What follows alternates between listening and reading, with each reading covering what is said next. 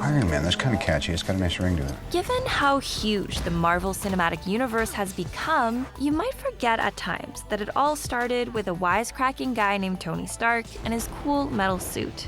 If you douse me again and I'm not on fire, I'm donating you to City College. Today we're going to talk about the Marvel formula, and that formula comes from Iron Man. We had no idea it would turn out like this. We were just hoping that people would see that movie. Everybody was saying superhero movies are over. Director Jon Favreau even defined the winning recipe for a Marvel movie when he said, quote, "We ended up landing a tone with Iron Man that became the formula moving forward. You want to mix great casting, stay true to the characters, a combined universe that would allow cross-pollination, and having humor and adherence to canon." Sometimes you gotta run before you can walk. Iron Man also kicked off traditions like Marvel's trademark mid- and post-credit scenes, with an epic cameo by Samuel L. Jackson. I'm here to talk to you about the Avenger Initiative. Iron Man turns 10 this year, and it's clearer than ever how pivotal the movie was in shaping our current blockbuster landscape. Pepper, I've been called many things. Nostalgic is not one of them. So, what made this film the golden ticket? Why was it such a momentous entry in superhero movie history?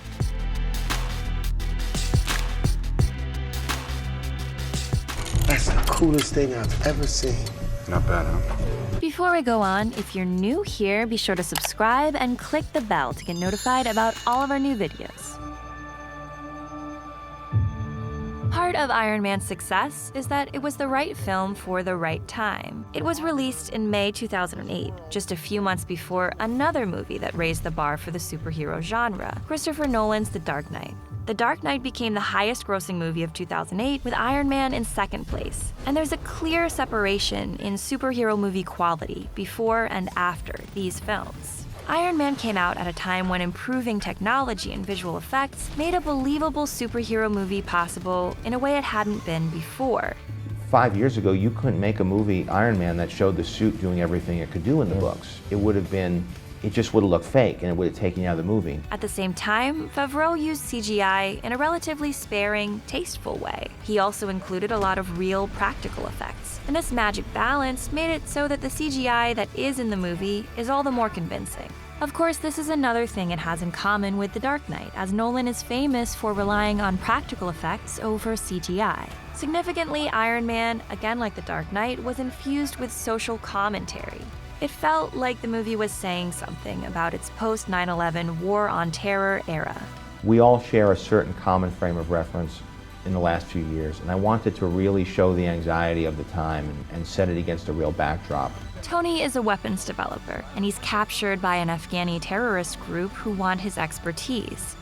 They want you to build the missile. The Jericho missile that So Tony starts to question the ethics of his business, and whether it's really just war profiteering instead of serving his country like he's been telling himself.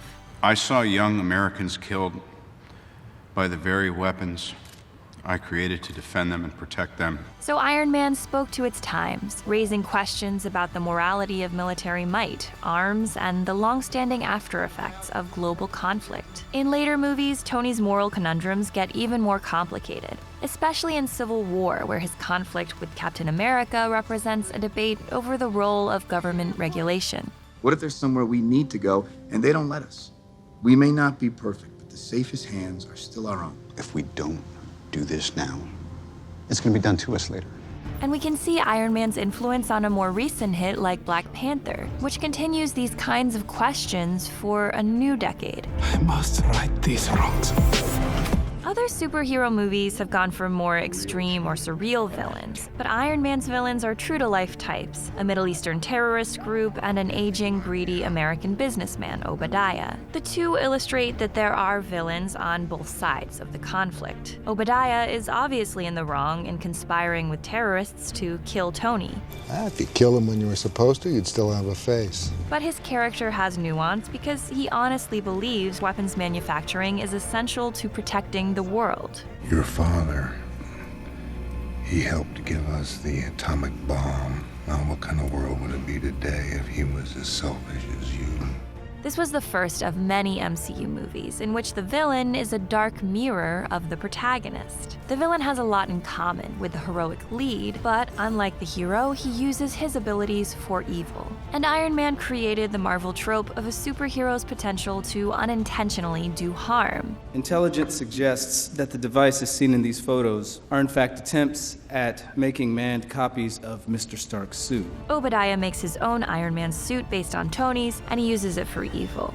Trying to rid the world of weapons? You gave it its best one ever! In later Marvel movies, we see other heroes grappling with this question of whether what they're doing is really helping or hurting. Who's going to avenge my son, Stark? He's dead, and I blame you. And this is getting at the difficulty of doing good in a complex world where well-intentioned actions can frequently make things worse and just add to the chaos.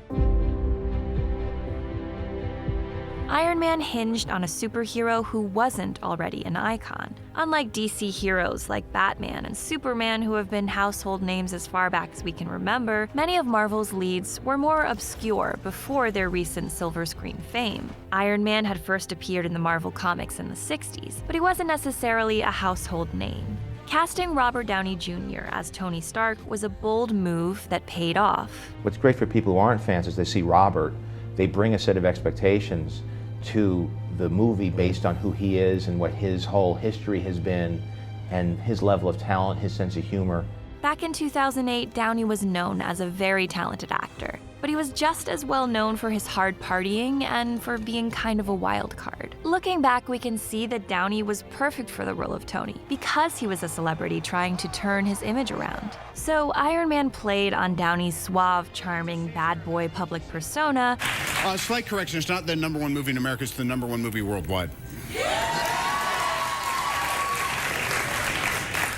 Self-deprecating as always, Robert. And added complexity to that persona.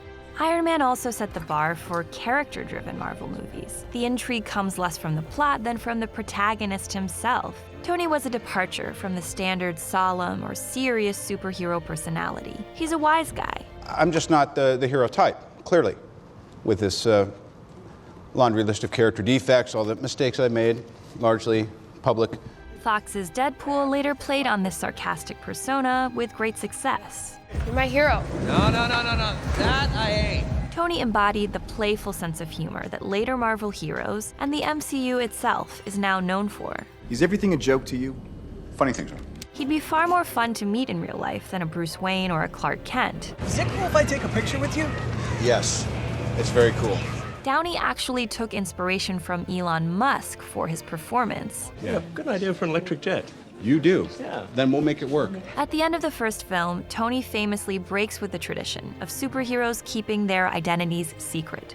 I am Iron Man. This ending was the metaphorical mic drop announcing how different Iron Man would be from other superhero franchises, which are so often about wrestling between public and private identity. The movie was saying Tony was such a charismatic hero, he didn't need that default conflict in order to stay interesting. Big man in a suit of armor. Take that off, what are you? Genius, billionaire, playboy, philanthropist. And almost all of the later MCU heroes followed in Tony's footsteps, not even trying to keep their identities a secret. Favreau has described Iron Man as a story about a man who transforms himself. So Tony is essentially a self-made superhero. When did you become an expert in thermonuclear astrophysics? Last night. There's something classically American about this kind of self-invention. Tony doesn't mutate or develop superhuman abilities. You're a laboratory experiment, Rogers. Everything special about you came out of a bottle. Tony's superpowers are really just technology that he makes. So Iron Man emphasizes the hero's intelligence and ingenuity over brute strength. Tony Stark was able to build this in a cave with a box of scraps. And that's yet another way we can see the movie's influence on Black Panther, where the hero's abilities come primarily from technology and natural sources. The other part of Tony's transformation is how hard he works to better himself. There's a double meaning to the Iron Man name. Of course, on one level, it refers to Tony's suit, but Tony's also presented as a kind of metal man without a heart or strong emotional bonds. So you're a man who has everything. And nothing. This makes us think of the Tin Man from The Wizard of Oz. Just because I'm presuming that I could be kinda human if I only had a heart. After the attack in Afghanistan, Tony's left with a literal hole in his chest, symbolizing this emptiness in his life. But as he turns away from his weapons business and finds his purpose, we see that Tony has a heart after all. The arc reactor in his chest symbolizes this renewed strength and light inside him. All this came from that.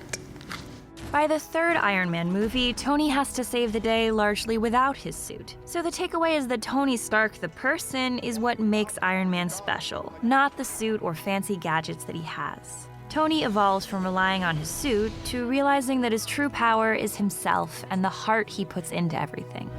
I just finally know what I have to do. And I know in my heart that it's right. Speaking of Tony's heart, his relationship with Pepper established Marvel's formula for romance. Their attraction to each other grows out of friendship. The two don't even kiss in the first Iron Man, and by the end of the movie, they still aren't officially a couple. So this set a precedent for relationships in MCU movies developing slowly, and being as much about friendship and compatibility as physical chemistry. Pepper was also the first of many Marvel female love interests who are smart and can hold their own. You know that I would help you with anything, but I cannot help you if you're going to start all of this again. But who unfortunately end up having a pretty limited supporting role. Yes, I'm not even sure what country Jane's in. Her work in the Convergence has made her the world's foremost astronomer. And the company that Pepper runs is the largest tech conglomerate on Earth. It's pretty exciting. A lot of superhero movies are about learning to be a hero. But Tony learns how to be a regular person. Despite his charms, he starts off as a bit of a superficial jerk, and he has to figure out how to be decent and do the right thing. So with Iron Man, Marvel started the tradition of making superhero arcs about universal human rites of passage. We can especially see how the movie shaped Doctor Strange, which is about another successful, overconfident man who's forced to reconsider his values and learn selflessness. Iron Man hasn't aged perfectly. I don't want to see this on your MySpace page. There's also the issue of how Tony treats women. Tony, remember me? Sure don't. Black Panther co-writer Joe Robert Cole has said he believes Tony's behavior early in the Iron Man franchise wouldn't fly with audiences today. That's probably why later Marvel movies have guided the character away from that original womanizer persona, and more towards becoming a leader and a father figure to Peter Parker. I just wanted to be like you. And I wanted you to be better. But in spite of Iron Man's small flaws, the movie laid the groundwork for everything that came after. So as we look back at Iron Man a decade later, it's striking that almost every blockbuster we see today has been shaped by this movie. Mr. Stark, you become part of a bigger universe. You just don't know it yet. It's Deborah. And Susanna, and you're watching Screen Prism. Thanks guys so much for watching. We post videos every Saturday and Sunday and during the week, so hit that subscribe button and you'll get access to all of our videos. We can't thank you enough for your support. Thank you.